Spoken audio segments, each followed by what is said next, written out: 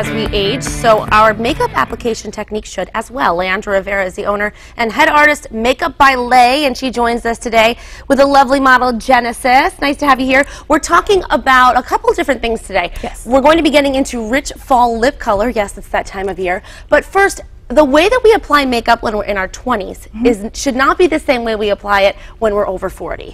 Most definitely. When we are a little bit younger, we can get away with the harsher colors, more abrupt lines, like the extended eyeliners and things like that. But you will want to consider blending a lot more when you are tending to age. When the skin elasticity isn't as tight, you want to be careful with the placement of the makeup.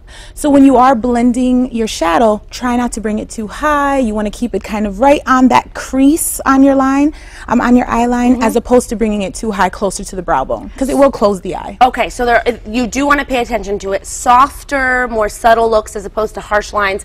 We're going to be bringing you more of that in the coming month. Leandra will be back to show you exactly how to apply eyeshadow and eyeliner for women over 40, so stay tuned for it.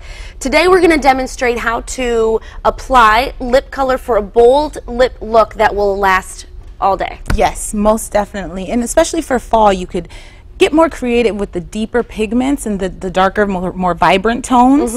So everyone loves a classic lip. So what I'm going to do is try to show you some different techniques to change it and to give your lips a bit more dimension for the fall weather. Okay, perfect. Okay. We're always looking for that perfect shade that suits our skin tone. Yes. Because there's a lot to choose from. Yes. So how are you going to start with Genesis? So even the red can kind of work for everyone, but you want to alter it according to your liking and according to the colors that you're wearing.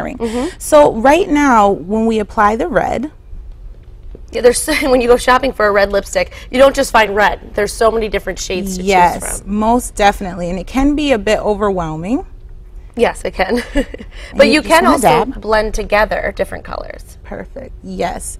So now this is very vibrant, very noticeable, and for the fall weather, we can deepen it up just a little bit.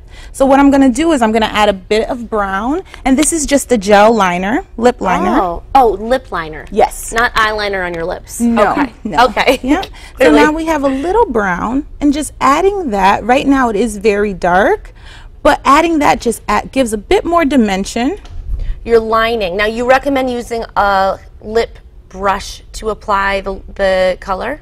Most definitely, because the pencils at times can be a bit more abrupt, and the brush gives you a bit more to work with as far as blending. Okay, right, and it'll make it look more natural. Yes. Okay, so then you're going to put that same darker brown on the upper lip. So you can't be intimidated by looking at the color itself in the pot or wherever it is. You have to really blend it to work towards the shade that you want. Exactly, and if that red seems to be a bit too dark or too light or too bright, then you could just tone it down with the browns and the more neutral colors to get that effect that you want. Right, okay. Now once you add that darker color, we can also bring back a little bit more of the highlight of the lip.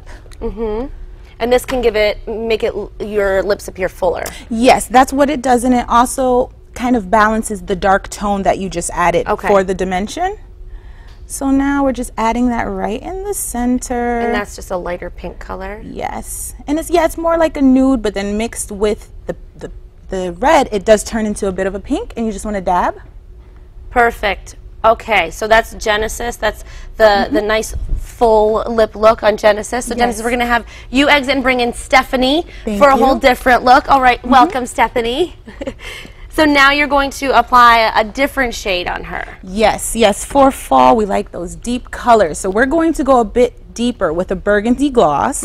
Now the pigment that I was using last was more of a matte color, and this is more of a high shine. So a little goes a long way.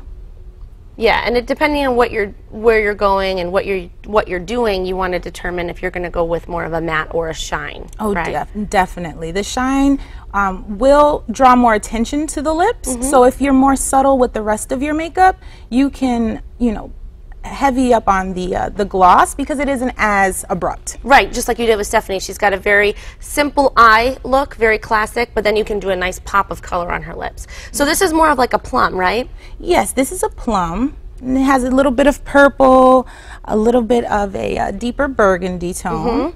And then just to finish it up, Leandra, because we're almost out of time, you just want to make sure that you are tracing the line of the lip and fill it all in. Most definitely, yep. And you want to apply everything, and also it's very good to take photos because that lets you know everything is in place and intact. Oh, right. Take a picture, right? So you're not seeing it afterwards that you should have done something differently. Yes. Thanks so much. Thank you. Wonderful tips. I got to get my plum lipstick on now and start experimenting. You look beautiful, Stephanie. Thanks so much.